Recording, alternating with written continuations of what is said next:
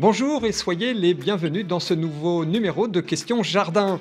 Alors l'hiver approche, la neige, les températures négatives se sont même invitées ces derniers jours sur une partie de la France. Alors comment bien préparer son jardin, son potager à l'hiver? Quand tailler les fruitiers? Comment protéger ces arbustes les plus fragiles? Voilà toutes ces questions que nous allons aborder tout au long de cette émission. Alors, comme on en a pris l'habitude, c'est Marion qui répondra à toutes vos interrogations. Marion a une formation en horticulture. Elle anime aussi aujourd'hui le blog La Main Verte de Marion et nous allons la rejoindre sans plus tarder du côté du Maine-et-Loire. Bonjour Marion, comment vas-tu? Ça va très bien. Alors, Merci. est-ce que la neige t'a rendu une petite visite hier? Alors non, j'ai pas eu de neige récemment. Par contre, j'ai eu une grosse tempête et malheureusement, j'ai eu quelques dégâts, mais rien de bien méchant, tout va bien. Et là, le soleil est au rendez-vous, donc c'est agréable pour animer cette émission. Bon, la serre va pas s'envoler, tu vas être tranquille? Normalement, aujourd'hui, c'est bon.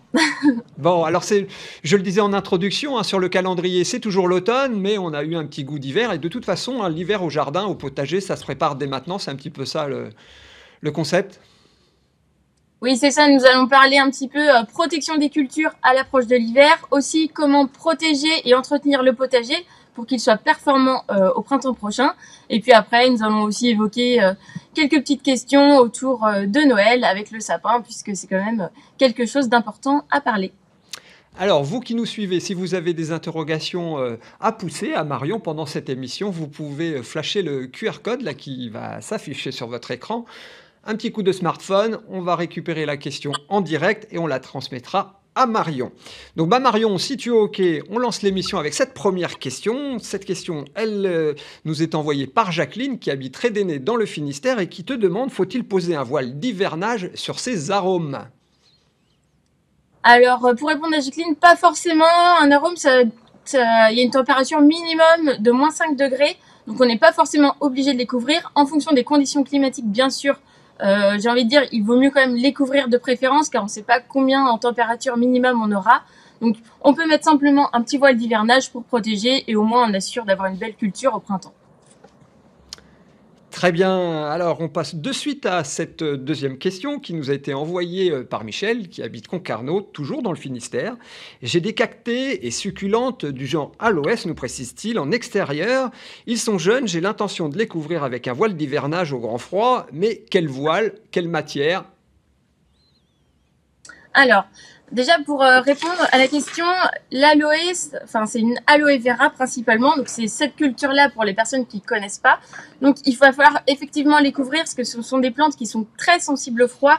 La petite gelée va brûler le feuillage et après pour les couvrir c'est très simple. Il faut simplement un voile d'hivernage, donc ça c'est un voile d'hivernage simple.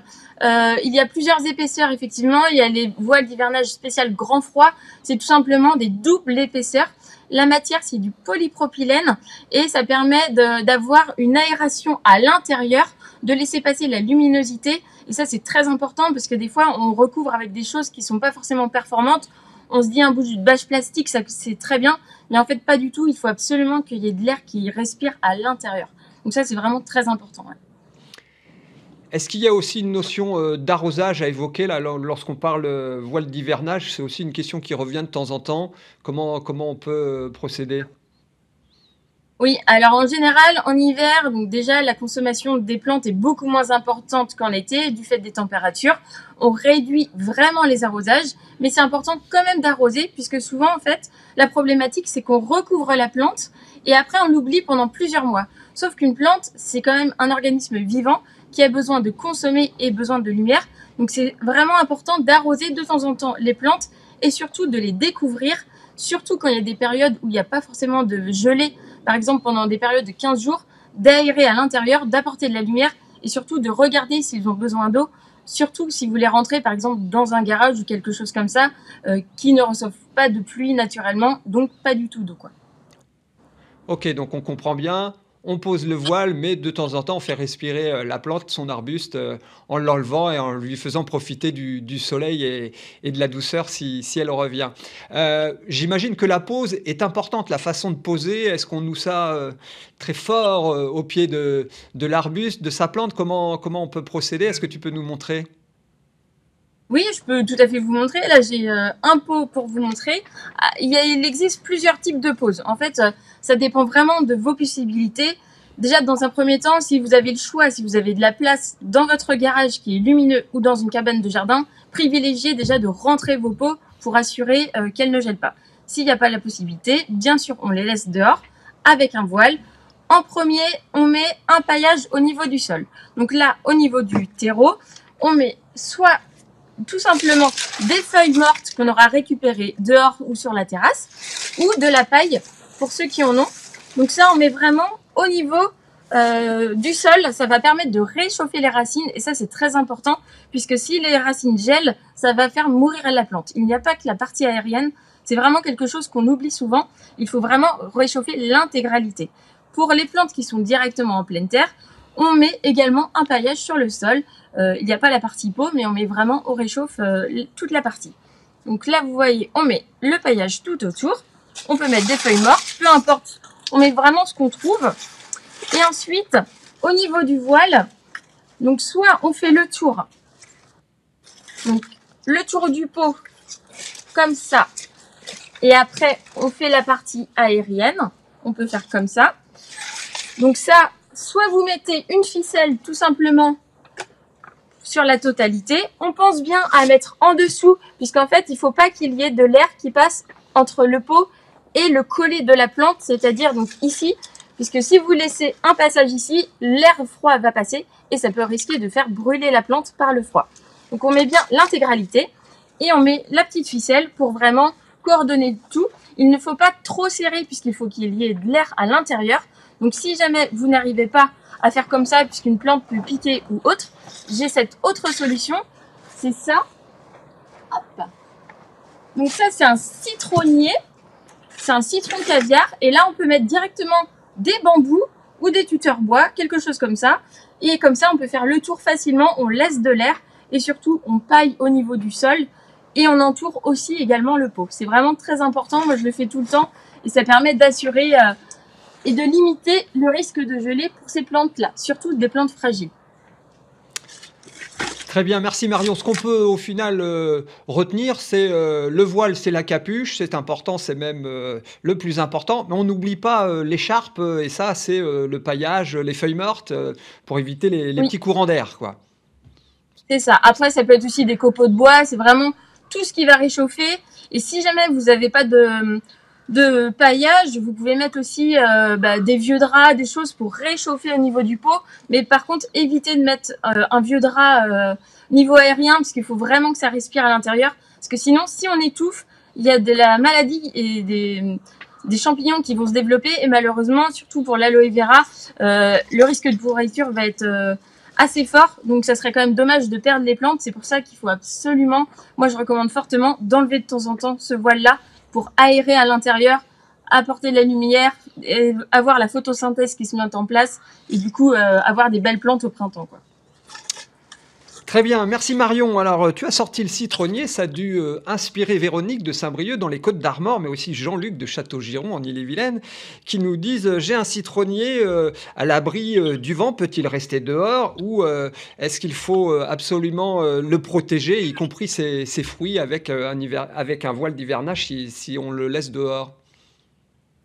Alors effectivement, le citronnier, déjà c'est une plante qui aime beaucoup la chaleur, le soleil. C'est une plante souvent du sud qu'on peut acclimater ici et ça gèle environ à -5 degrés. À partir de 5 degrés, un citronnier, il n'aime pas forcément ça.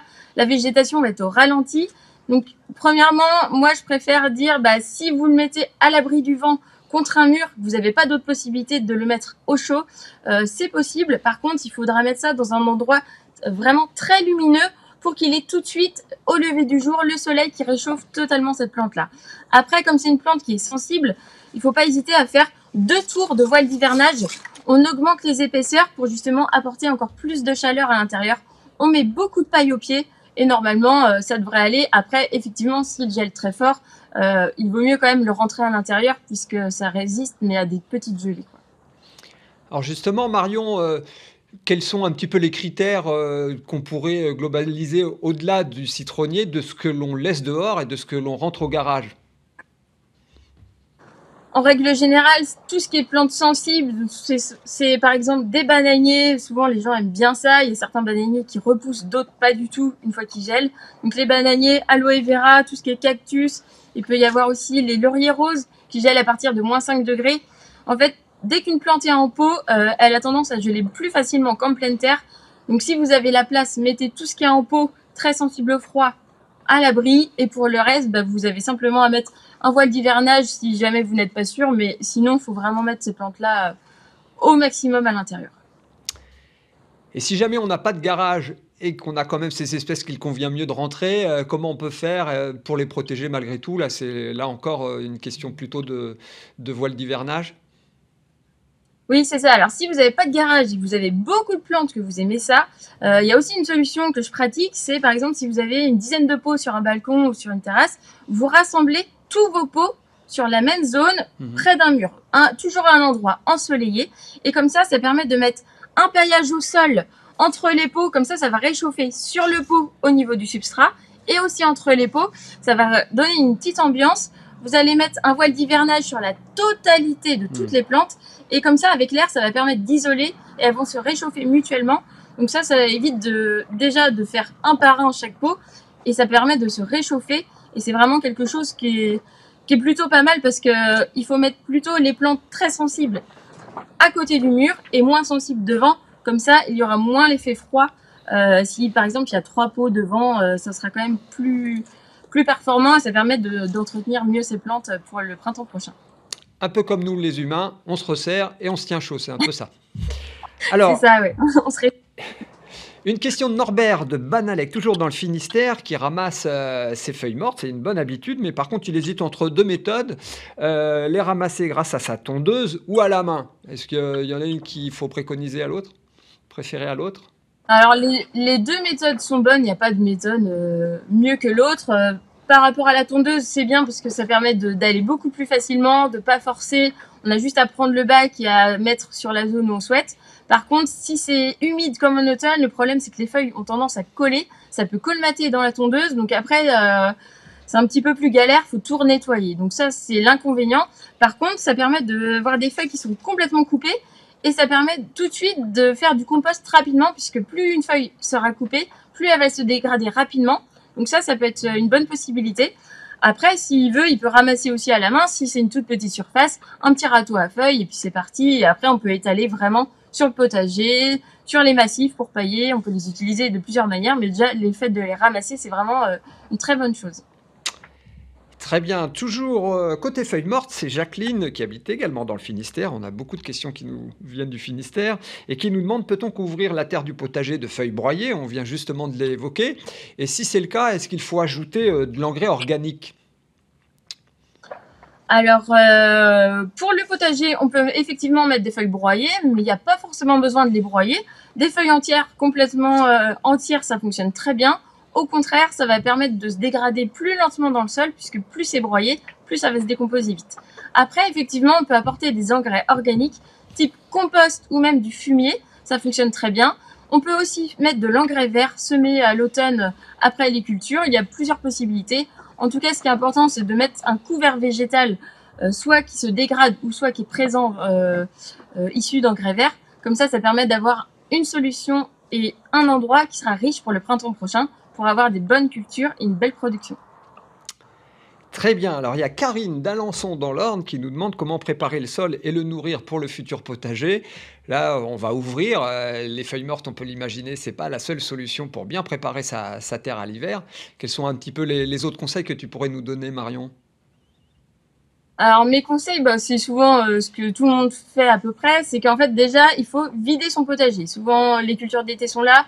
On vide tout, on enlève toutes les cultures. S'il y a des grandes herbes, il faut bien les enlever aussi. Ensuite, si le sol est compact, parce qu'ils peuvent être vraiment durcis avec les cultures, on prend la grélinette. C'est un outil que je vous avais déjà montré auparavant dans la première émission. Et on aère le sol, donc c'est vraiment à la main. On ne détruit pas les vers de terre, bien entendu. Et ça permet d'aérer le sol, de décompacter. Ensuite, on prend tout ce qui est feuilles mortes, puisqu'il y en a beaucoup en ce moment, même de la paille, des choses comme ça. On étale sur le potager. Ça permet d'enrichir et de faire un petit couvert végétal. Et après, on peut remettre par-dessus Pour protéger le sol, encore des feuilles mortes. On peut mettre aussi du carton si vous en avez. Alors bien sûr, il ne faut pas avoir de plastique dessus, ni d'impression dessus. Ça apporte de la matière carbonée. Donc c'est vraiment quelque chose de sympa. Et c'est surtout que ça va éviter le développement des adventices sur le potager. Donc au printemps prochain, il y aura simplement à retourner la terre. Le sol sera bien riche. Et grâce à ça, vous n'aurez pas de mauvaises herbes de développer parce que ça va être étouffé par votre couvert végétal. Donc toutes vos feuilles mortes qui vont enrichir par la suite votre potager. Très bien, merci Marion. Alors désormais, cette question de Claude qui habite à Vange dans la Manche, qui nous demande comment éliminer la mousse sur sa terrasse.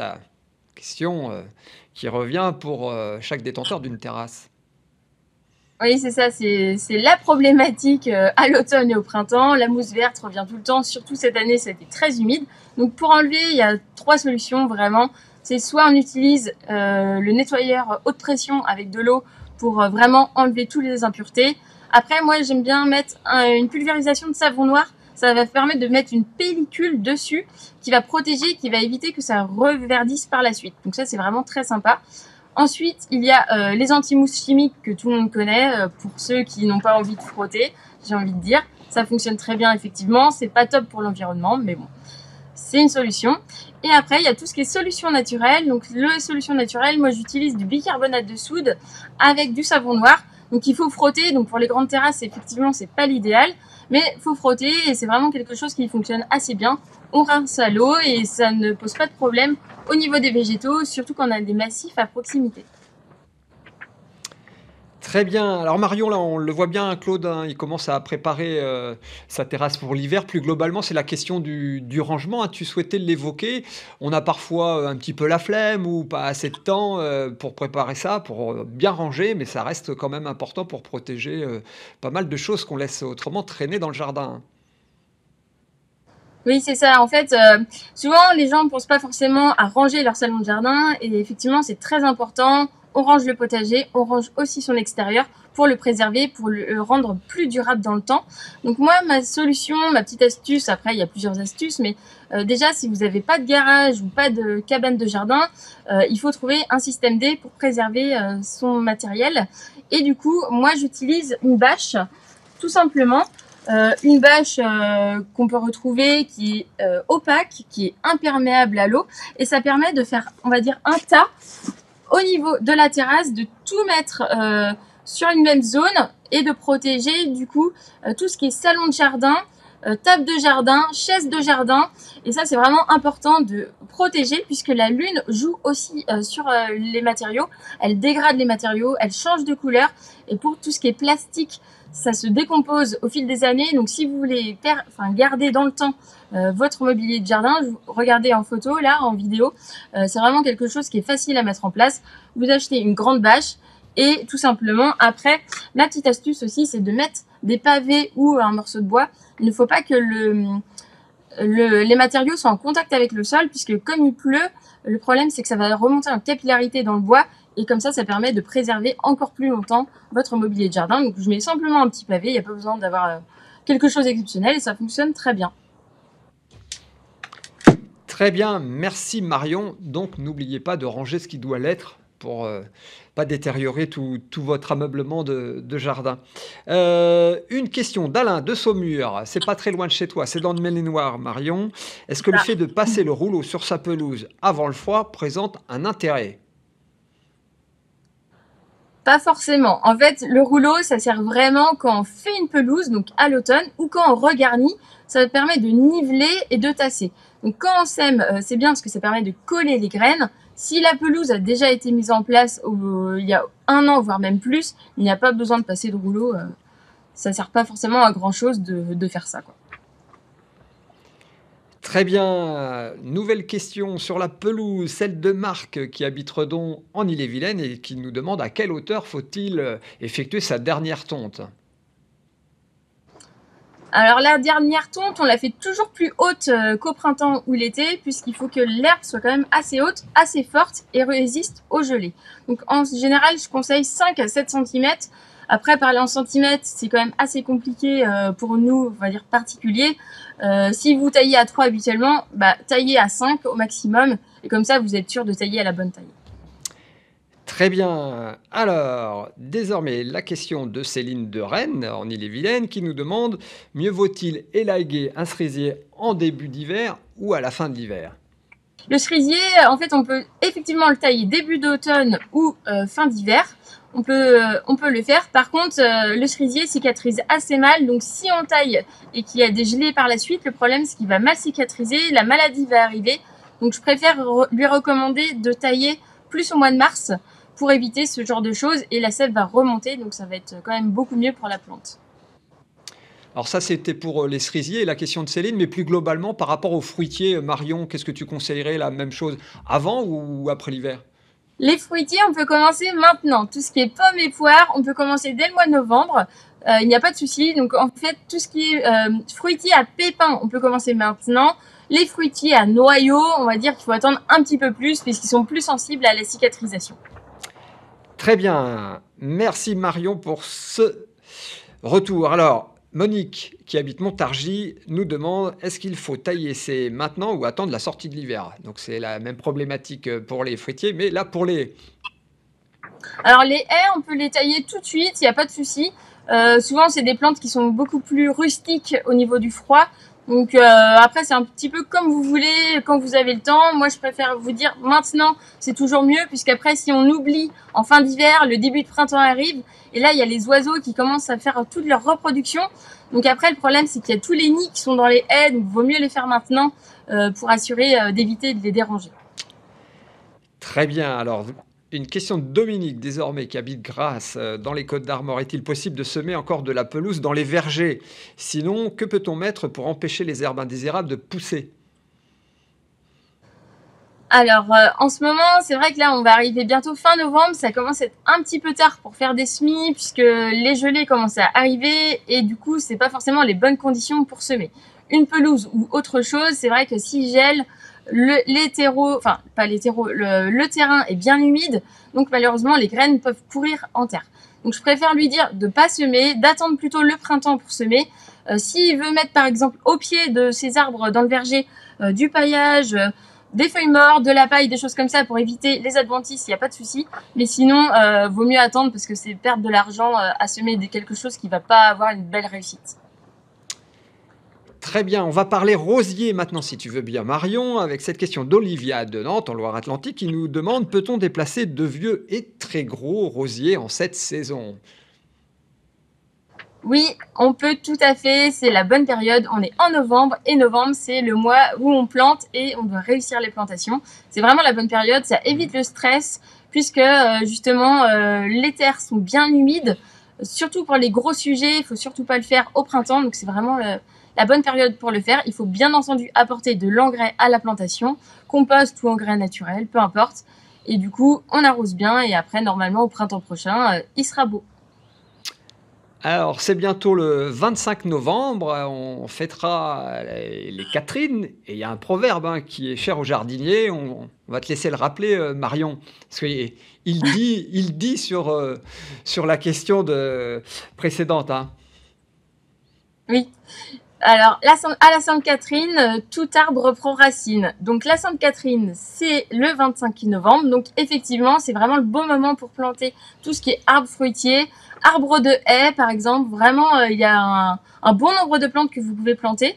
Donc, c'est le bon moment. Vous pouvez aller en jardinerie, décorer un petit peu votre jardin extérieur.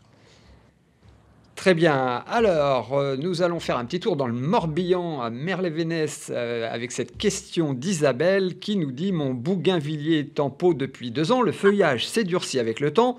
Au garage où il était l'hiver passé, il a fait une fleur qui est toujours en place. Est-ce que je peux le mettre en terre cette année ou dois-je le laisser en pot à l'extérieur? Alors, le bougainvillier, ça résiste jusqu'à -8 degrés. Donc, effectivement, en fonction de la région et des températures, c'est tout à fait possible de le mettre en extérieur. C'est encore possible à cette époque puisque c'est la bonne période pour faire les plantations. Par contre, s'il gèle -5, -10 degrés, je préfère dire attendre le printemps pour faire les plantations puisqu'il faut être quand même vigilant.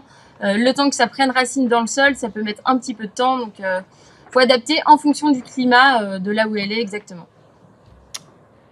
Très bien. Direction Villetaneuse désormais avec Nathalie qui nous demande, et qui doit être sensible aux oiseaux, et qui nous demande que planter qui pourrait être nourricier pour les oiseaux pendant l'hiver. Alors, en plantation, il peut y avoir tout ce qui est arbuste avec des petites baies décoratives, par exemple des pierres acantha, du hou. Il peut y avoir aussi tout ce qui est conifères, des chênes. En fait, les oiseaux consomment beaucoup les graines et du coup, ça permet de les alimenter tout l'hiver. Et aussi, après, il peut y avoir d'autres plantes qu'on met dans le jardin pour les alimenter. Enfin, il y a plusieurs possibilités, en plus des boules que vous pouvez trouver, qui sont très connues pour les nourrir en hiver. Alors tu évoques les boules, il y a aussi le tournesol avec les graines qu'on peut acheter en jardinerie, pardon. Mais on peut aussi cultiver ses propres tournesols, c'est pas compliqué. Oui, alors effectivement, moi c'est vraiment ce que je fais. Je sème mes graines au printemps, je cultive des tournesols dans mon potager. Comme ça attire tous les insectes Hmm. pollinisateurs, ça augmente mes récoltes de légumes. Et du coup, après, je récolte les tourteaux.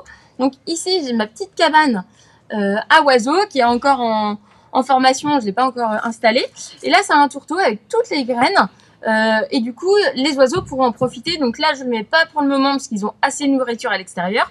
Mais par exemple, en janvier-février, où il y a moins de choses à manger, ben, c'est là que je pourrais les ressortir pour qu'ils se nourrissent facilement. Très bien. Direction Angers, de nouveau, c'est pas très loin de chez toi. Isabelle qui dit se battre contre ces bambous, hein. Il y a des rhizomes qui ont franchi la barrière censée les contenir. Et elle nous demande s'il existe des remèdes de grand-mère pour empêcher les racines de déloger les canalisations. Alors ça peut être récurrent en fonction des espèces de bambous qu'on choisit. C'est très traçant. C'est ça. J'en sais quelque chose.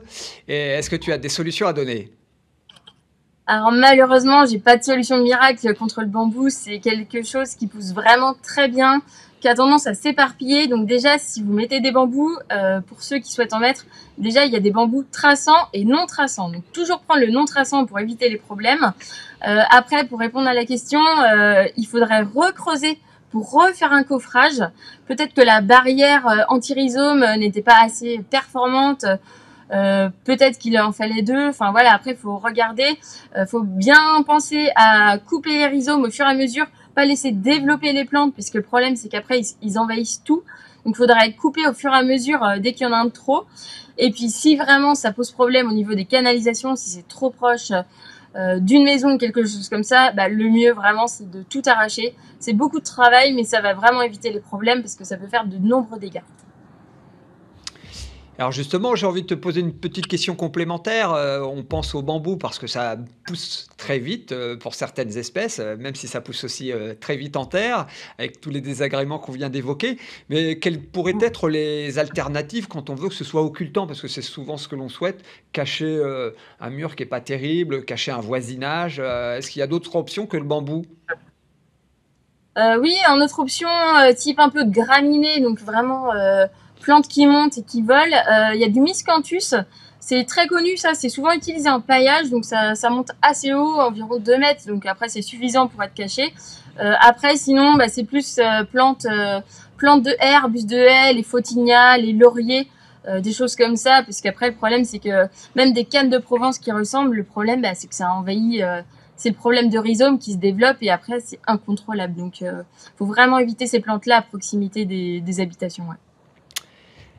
Très bien. Alors, cette nouvelle question, si tu veux bien, Marion, de Bernadette, elle habite dans le Puy-de-Dôme à Ambert et ça a son importance, et qui nous demande, est-ce que abriter un rince-bouteille ou un petit albizia sous un voile d'hivernage suffit pour qu'il résiste aux gelées, sachant qu'elle habite encore une fois dans le Puy-de-Dôme avec peut-être un climat plus rude que nous dans l'Ouest. Ouais. Après c'est dommage, il aurait fallu savoir la température maximale, enfin en termes de, enfin la température minimale, pardon. Pour l'albizia, c'est une plante quand même qui supporte assez bien les gelées, donc il n'y a pas forcément besoin de protéger, sauf s'il est jeune. Après, pour le rince-bouteille, ça c'est quelque chose quand même qui... C'est une plante méditerranéenne, ça aime beaucoup la chaleur. Donc je préfère lui dire oui, de bien recouvrir avec double épaisseur de voile d'hivernage, vraiment au paille au pied. Faut pas hésiter à en mettre même un petit peu au cœur, enfin tout en laissant respirer, mais vraiment ouais, on protège. Après, si elle a le moindre doute, Il faut vraiment mettre une protection supplémentaire, ça ne coûte pas grand-chose et ça permet de sauver quand même une plante pour le printemps. Prudence donc dans ces climats peut-être un petit peu plus compliqués que chez nous. Alors on ne voulait pas faire cette émission sans aborder les sapins de Noël avec une question là qui doit se poser en ce moment, hein. C'est maintenant peut-être que l'on prépare le sapin à la maison. Alors quelle variété choisir si l'on veut que les épines tiennent le plus longtemps possible, Marion? Alors pour les sapins, il existe vraiment deux variétés que tout le monde connaît. Il y a les Norman et les épicéas. Donc les épicéas, ce sont des sapins qui ont tendance à avoir des aiguilles qui tombent facilement. Par contre, ils ont une très bonne odeur, donc c'est pour ça qu'ils sont quand même appréciés à l'intérieur. Le Norman, c'est des aiguilles qui sont plus fines, plus arrondies, et il a tendance à résister beaucoup plus à l'intérieur. Donc après, à vous de voir en fonction de ce que vous préférez en termes de couleur d'épines, parce que le Norman est plus foncé. Et si jamais vous devez en choisir un dans les deux, le Norman est quand même plus résistant en intérieur. Quand je dis résistant, c'est par rapport à la température, le chauffage, puisque quand on passe de 0 degré en extérieur à 20 degrés à l'intérieur, souvent les aiguilles ont tendance à tomber assez facilement. Très bien. Alors, comme on en a pris l'habitude dans Question Jardin, on va désormais passer aux outils. Un bon jardinier se doit d'être bien outillé. C'est notre séquence outillage. Alors Marion, si on doit garder près de nous 3 outils indispensables par rapport à toutes les questions qu'on a abordées de préparation d'hiver, là. Alors, c'est plus ou moins des outils, c'est vraiment des accessoires pour moi. En premier, ça va être le voile d'hivernage. À l'arrivée de l'hiver, il faut absolument une protection. Donc, c'est le voile d'hivernage qui est vraiment primordial pour protéger ses plantes. En deux, donc on protège ses plantes, on protège aussi son mobilier de jardin. Donc là, comme je vous avais fait voir avant, c'est une bâche de protection opaque. Ça peut être une bâche que vous pouvez trouver pour protéger les remorques, le bois, des choses comme ça. Opaque et surtout imperméable à l'eau. Ça, c'est vraiment très important pour protéger tout son équipement d'extérieur, puisqu'on protège les plantes, mais pas que. Et ensuite, après, on va avoir tout ce qui est plantation. Donc, c'est la pelle bêche pour faire toutes les plantations de novembre, puisque c'est la bonne période pour planter tous les arbres. Donc, c'est vraiment quelque chose qui est facile. Ça fait un trou vraiment franc, facile à faire. Et c'est ce que j'utilise pour toutes mes plantations d'arbres. Et nous voilà bien outillés. Il est temps de se quitter, hein, Marion. On va se donner rendez-vous dans un mois. Et parce que Question Jardin est toujours attentif à ceux qui n'ont pas la chance d'avoir de jardin, mais qui aiment ça, de quoi parlerons-nous? Dis-nous la prochaine fois, ça les intéressera. Alors, la prochaine émission, nous allons rentrer en intérieur puisqu'on est en hiver et il est important de parler de tout ce qui est plantes vertes, notamment avec l'orchidée puisqu'il y a de nombreuses personnes qui en ont et nous pourrons répondre à toutes vos questions sur comment refaire fleurir une orchidée, comment les arroser et toutes les autres questions sur les plantes vertes que vous vous posez. N'hésitez pas à le noter pour la prochaine émission. Très bien, en tout cas, merci Marion, bon courage dans ta serre et dans ton jardin. En attendant, on vous souhaite une bonne fin de journée. À très bientôt pour un nouveau numéro de Question Jardin.